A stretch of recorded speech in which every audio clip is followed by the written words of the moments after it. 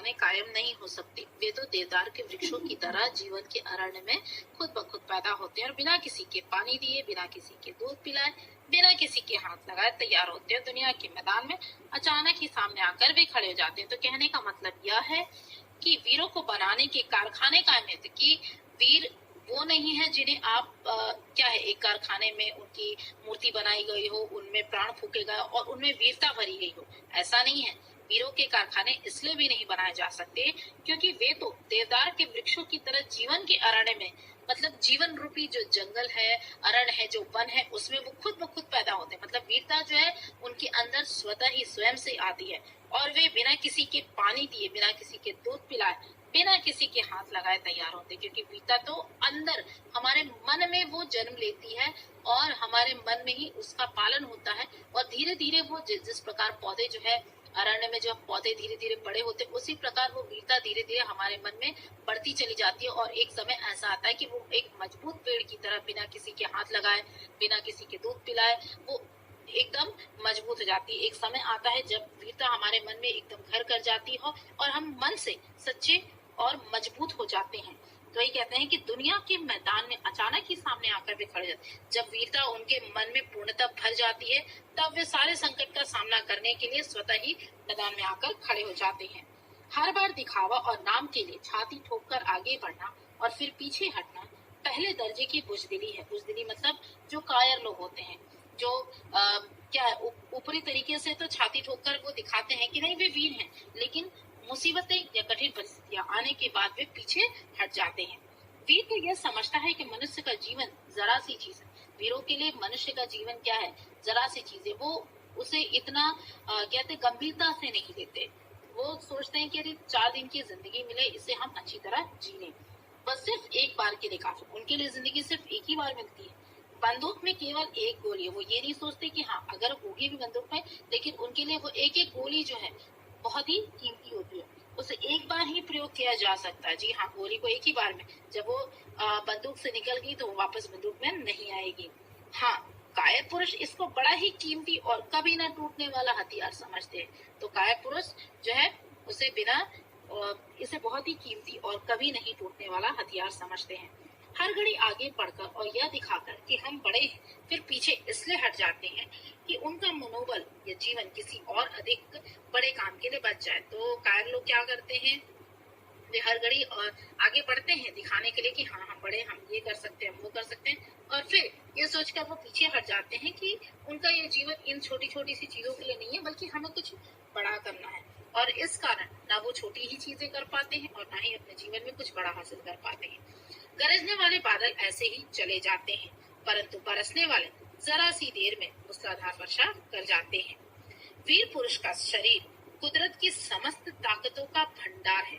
कुदरत मतलब जो नेचर कहते हैं जिसे हम, तो कुदरत की समस्त ताकतों का भंडार है वीर पुरुष का शरीर, क्योंकि उसमें कुदरती बहुत से ताकत होती है। कुदरत का यह केंद्र हिल नहीं सकता। मतलब वीर पुरुष अपने बातों से, अपनी वीरता से वो हिल नहीं सकता, या आप कह सकते हैं उसे वो समझौता नहीं कर सकता। सूर्य का चक्कर हिल जाए तो हिल जाए, परंतु वीर के दिल में जो दैवी केंद्र है वो अचल है। जो उसके मन में वो वीरता का जो एक महत्वपूर्ण केंद्र बना हुआ है, उसे कोई हिला नहीं सकता, वो अचल है। कुदरत की नीति चाहे विकसित होकर अपने बल को नष्ट करने की हो, मगर वीरों की नीति बल को हर तरह से इकट्ठा करने और बढ़ाने की होती है। तो कहते हैं कि कुदरत की नीति, भले ही कुदरत विकसित होकर, मतलब बल को और विकसित होकर के वो बल को अपने नष्ट कर सकती है, लेकिन जो वीरों की नीति होती है, जो वीर होते हैं, वो हर जगह से अपने बल को इकट्ठा करने की कोशिश करते हैं और उसे दिन पर दिन बढ़ाते हैं।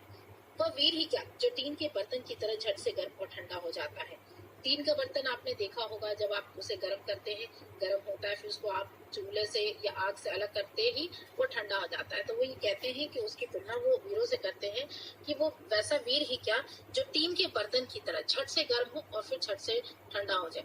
वीर क्या होते हैं कि वो अंदर से इतने मजबूत होते हैं कि अंदर आग भी उबल रही होती है तो वे सामने जल्दी दिखाते नहीं, और जब वो दिखाते हैं तो वो रूप ही बिल्कुल अलग होता है।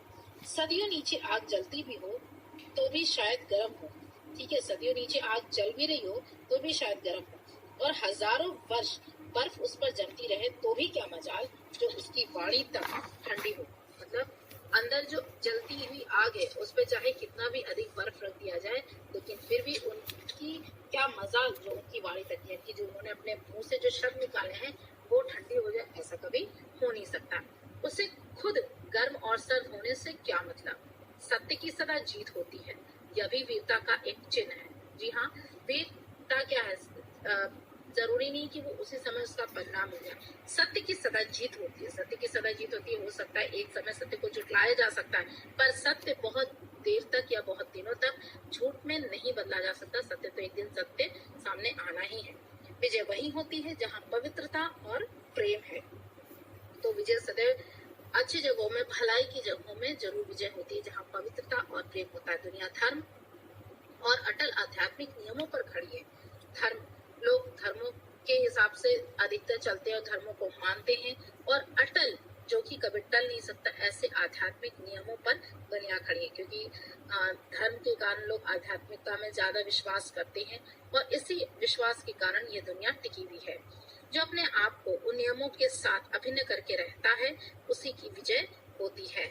जब हम कभी वीरों का हाल सुनते हैं, तब हमारे अंदर भी वीरता की लहरें उठती हैं। जब हम कभी अपने जीवन में अनेक वीरों की कहानियां सुनते हैं, तो हमें भी ऐसा लगता है कि काश हम भी उनकी तरह बन सकते, तो हमारे अंदर भी वो वीरता की लहरें उठते हैं, वीरता का रंग चढ़ जाता है। परंतु प्रायः चिरस्थायी नहीं होता। मतलब उस समय जब हम सुनते तब एक जोश आता है कि नहीं, काश हम भी ऐसा होते और हमें भी ऐसा मौका मिलता तो हम भी ऐसा करते। परंतु वो कहानी या ऐसा कुछ सुनने के बाद, कुछ समय के बाद जो है, वो वीरता जो हमारे मन में वो जो एक लहर उठती है, वो अपने आप धीरे धीरे शांत हो जाती है। कहने का तात्पर्य है कि वह जो मन का संकल्प है वो चिरस्थायी यानी लंबे समय तक नहीं होता।